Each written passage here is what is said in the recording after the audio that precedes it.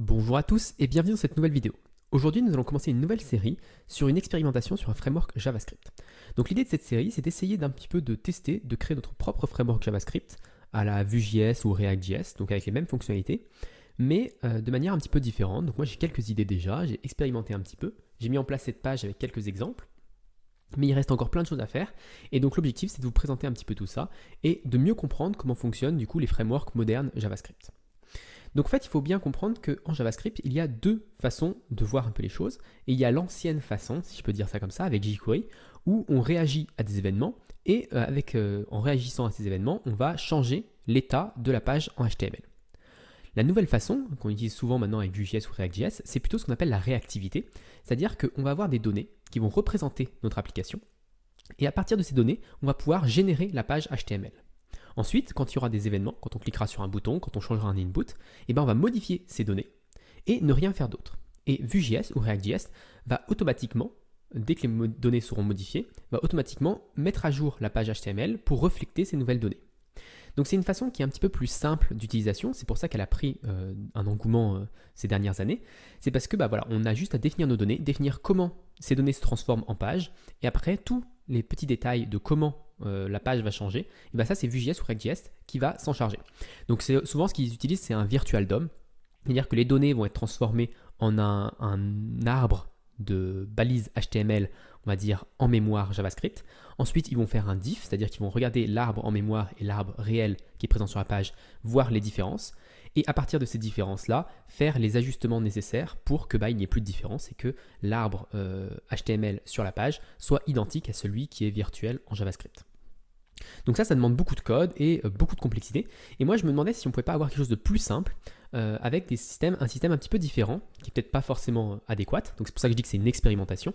Je ne dis pas que ça va être le futur framework qui va fonctionner, qui va améliorer tout et que tout va devenir parfait avec ça. Je pense que je vais expérimenter pour voir quels sont les avantages, quels sont les inconvénients de ma solution. Et je vais vous présenter ça dans les prochaines vidéos. Aujourd'hui, ce que je voudrais vous présenter, c'est quelques exemples et vous montrer un petit peu comment ça fonctionne en réactif et comment ça fonctionnait auparavant en jQuery. Donc là, on a un compteur assez facile. On a un chiffre 3 qui est initialisé à 3 par défaut. Quand on clique sur plus 1, il passe à 4. Quand on clique à moins 1, etc. On peut le reset à 0. Et voilà, c'est à peu près tout. Donc c'est un exemple très très simple. Donc avec jQuery, ce qu'on pourrait faire, c'est que si on clique sur ce bouton plus 1, on va chercher dans le DOM cet élément. On va regarder sa valeur. On va ajouter 1 à cette valeur et puis on va re-sauvegarder cette valeur ici dans l'élément. Donc c'est assez simple. Quand on clique sur le bouton reset, même chose, cette fois-ci on n'a même pas besoin de regarder la valeur, on va juste insérer 0 dans l'élément. Donc là on voit qu'avec jQuery, un exemple comme ça se fait très bien et c'est assez simple. Ça demande 2-3 lignes de code et c'est même en JavaScript normal, je dis jQuery parce que c'est ce que les gens connaissent, mais aujourd'hui avec du JavaScript moderne, on peut faire tout ça très très facilement, donc en quelques lignes de code.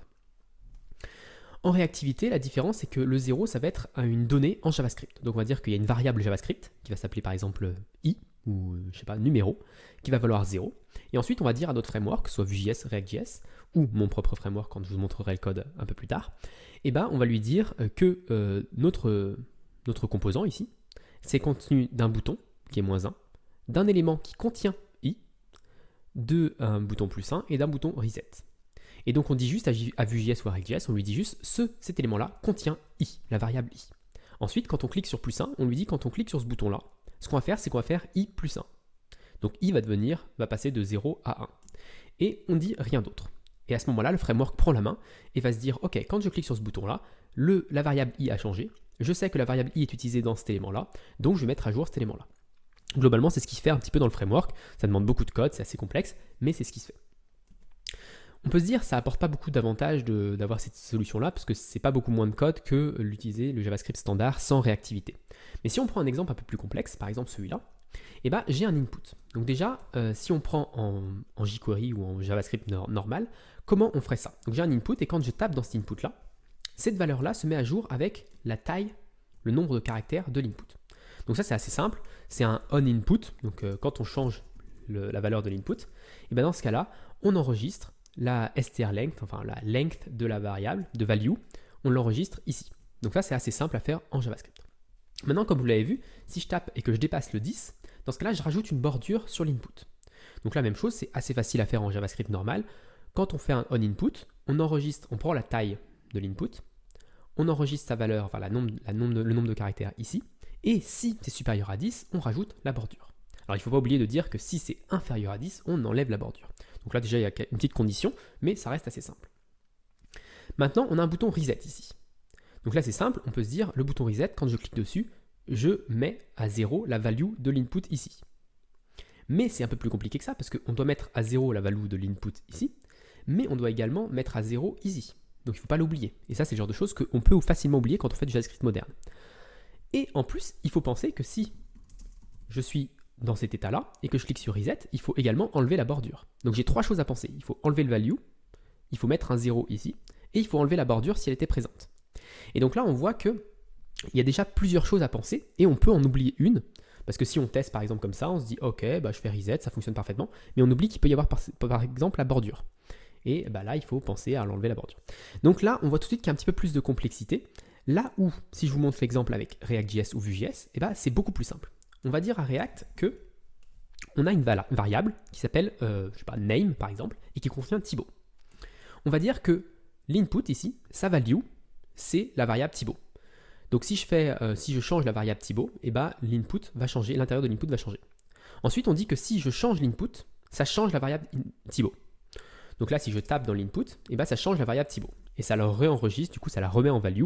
Mais bon, ça il est assez important, il ne fait pas une boucle infinie. C'est pas, il enregistre dans la value, puis après il dit on change, et ensuite il réenregistre la value. On pourrait dire qu'il y a une boucle infinie, mais non, ça ils sont assez intelligents pour ne pas faire la boucle infinie. Donc voilà. Donc ça c'est pour l'input. On lui dit s'il y a une variable name, dans cette variable name il y a Thibaut. Si je tape des nouveaux caractères ici, mets à jour cette variable name.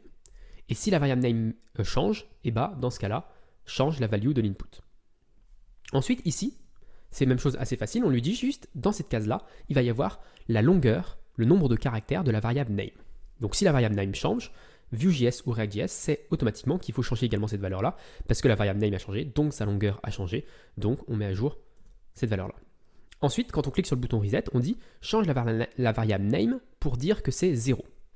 Enfin, pour dire que c'est chaîne de caractères vide plutôt. Et donc quand je clique sur le bouton reset, et bah, automatiquement, il va recalculer la longueur parce qu'il sait que cet élément-là est dépendant de la variable longueur qui est dépendante de la variable name. Donc vous voyez, il y a une sorte d'arbre et tout ça est fait magiquement, on va dire. Et en plus, si on lui dit qu'il faut afficher une bordure si le length est supérieur à 10, si la taille de nombre de caractères est supérieure à 10, et bien dans ce cas-là, dès qu'on fait un input, il va recalculer la length, il va recalculer si c'est supérieur à 10 et il va vérifier si la bordure doit être présente ou pas. Et là, si je continue, on voit que la bordure apparaît. Si je clique sur reset, eh ben, il va savoir que name a changé, donc length a changé, donc peut-être que la bordure a changé, et donc il va faire automatiquement tout ça. Donc vraiment, c'est intéressant à ce niveau-là d'utiliser des variables, entre guillemets, la variable name, de dire, ok, j'ai une variable name, et tout est dépendant de cette variable name. Le reset change la variable name, le 0 est dépendant de la variable name, l'input ici, la value de l'input est dépendante de la variable name, la bordure est dépendante de la longueur de la variable name, donc est dépendante de la variable name. Donc vous voyez un petit peu comment tout s'articule autour de cette variable-là, et on a un seul centre, un seul point d'entrée dans notre application, c'est la variable name. La seule information importante, c'est la variable name, et à partir de ça, on arrive à tout calculer sur notre composant. Donc voilà, dans cette vidéo, je voulais vraiment vous expliquer un petit peu la réactivité, parce que ça va être important, enfin, on va en parler pas mal dans les futurs.